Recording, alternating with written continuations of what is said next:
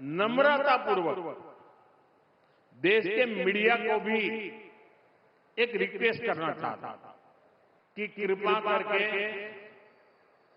हम जब इस प्रकार की हरकतों की आलोचना करें तो आप ये हेडलाइन मत बताइए कि मोदी ने विपक्ष को धो डाला। आपका सीना चौड़ा हुआ नहीं हुआ, ये काम भारत के लिए हुआ नहीं हुआ है, भारत के युवाओं के लिए हुआ नहीं हुआ है, भारत के भाग्य को बदलने के लिए हुआ नहीं हुआ है, 21वीं सदी में लीडरशिप लेने के लिए हुआ नहीं हुआ है। पूरा देश गर्व से भर गया, लेकिन कांग्रेस और इसके इकोसिस्टम ने क्या किया? साथियों, कांग्रेस ने भारत के एक वैश्विक आयोजन को अपनी गंदी और नंगी राजनीति का अखाड़ा बना दिया। समारोह स्थल पर विदेशी अतिथियों के सामने कांग्रेस के नेता कपड़े उतार कर पहुंच गए। मैं कांग्रेस वालों को पूछता हूं, देश तो जानता है आप पहले से ही नंगे हो, फिर कपड़े उतारने की जरूरत क्या पड़ी? कांग्रेस के नेताओं ने वहां जो कुछ किया वो दिखाता है कि देश की सबसे पुरानी पार्टी वैचारिक रूप से कितनी दिवालिया हो गई है, कितनी दरिद्र हो गई है। साथियों को कल्पना नहीं कर सकता। हम तो वो लोग हैं जो गांव में किसी के यहां शादी ब्याह होता है तो पूरा गांव उसे सफल बनाने में जी जान से जुट जाता है, ताकि मेहमान गांव की एक अच्छी छवि लेकर जाएं। कांग्रेस तो अपने ही देश को बदनाम करने में जुटी है। साथियों, कांग्रेस के नेताओं को मोदी से नफरत है। ये लोग मेरी कब्र खोदना चाहते हैं, मेरी मां को गाली देने से भी उनको कोई परहेज नहीं है। उन्हें भाजपा से विरोध है, उन्हें एनडीए से विरोध है। ठीक है, आपकी राजनीति में यही करना जरूरी है, चलो भाई समझते हैं, हम इसको भी सहन कर लेंगे। लेकिन कांग्रेस को याद रखना चाहिए था कि एआई ग्लोबल समिट ये बीजेपी का समारोह नहीं था और नहीं उस समय बीजेपी का कोई नेता मौजूद था। ये देश का कार्यक्रम था, देश के सम्मान का कार्यक्रम था, देश के लोगों के पसीने थे। लेकिन कांग्रेस ने परसों सारी मर्यादाएं तोड़ दी और पूरा देश कांग्रेस की रीति नीति पर थू हो रही है।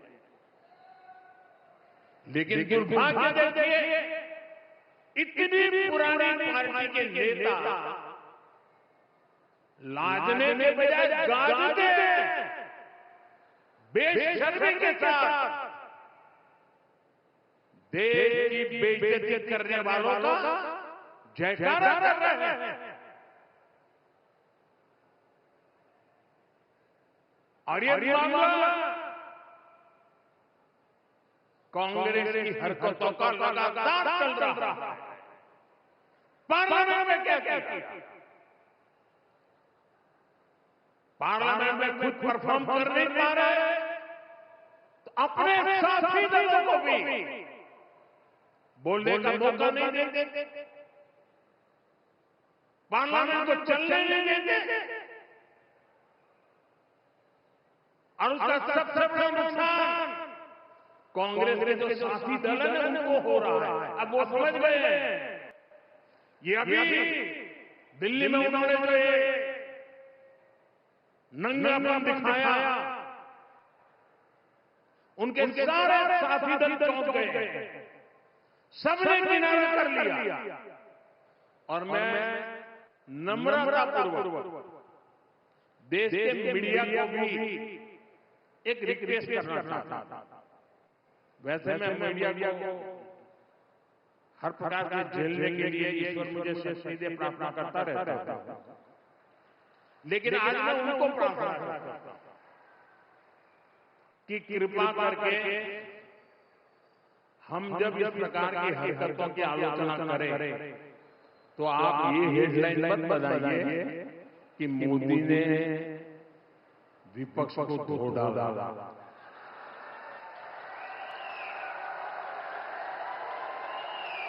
आप कांग्रेस को बचाने की ये चालाकियां बंद कीजिए।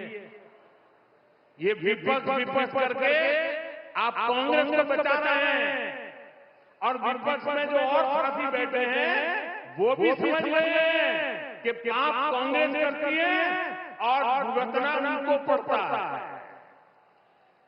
और कांग्रेस की इकोसिस्टम हर बार बच के निकलने का एक खेल खेलती है कि पाप कांग्रेस करे, आलोचना कांग्रेस की हो, गुस्सा कांग्रेस पर हो, लेकिन मीडिया में कांग्रेस देखने की विपक्ष से दिखता है। क्यों भाई, क्यों कांग्रेस को बचा रहे हो? ऐसा करने से आप न कांग्रेस को बचा चाहते हो, न कांग्रेस को सुधरने के लिए मजबूर करते हो। अगर आप एक बार छापना शुरू कर दो, वो बोलना शुरू कर दोगे, ये जनरल विपक्ष का दोस्त है। और देखिए दिल्ली में जो हुआ, क्या उसमें कोई टीएमसी के लोगों ने पाप किया? नहीं किया। डीएमके के लोगों ने पाप किया? नहीं किया। बसपा के लोगों ने पाप किया? नहीं किया। फारूक अब्दुल्ला जी की पार्टी ने पाप किया? नहीं किया। सिर्फ सरफरे नेता, कांग्रेस के बेलगाम नेता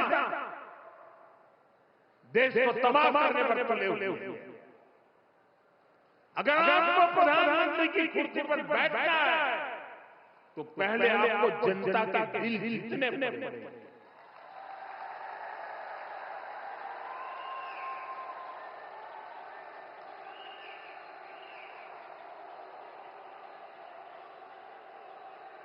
महिलाओं एमपीओ को भेज करके सीट पर कब्जा करने से आप प्रधानमंत्री नहीं बन सकते हो। और माताओं बहनों को इस प्रकार से आगे करने की क्या मजबूरी है आपकी? क्या इतने खोखले हो गए हो? साथियों, कांग्रेस देश के लिए बोझ बन गई।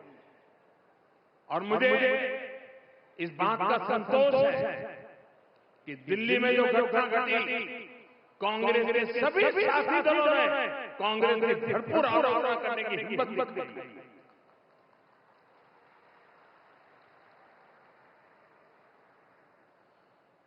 मैं विपक्ष के इन साथियों को सच्चाई के साथ और देश के गौरव के साथ खड़े रहने के लिए उनका मैं सार्वजनिक रूप से आभार व्यक्त करता हूं।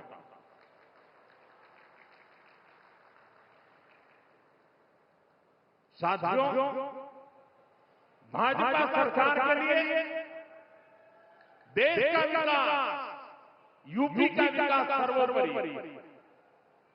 लेकिन आज याद करिए, 10 साल पहले तक यूपी की चर्चा इन बातों के लिए होती थी। हर किसी को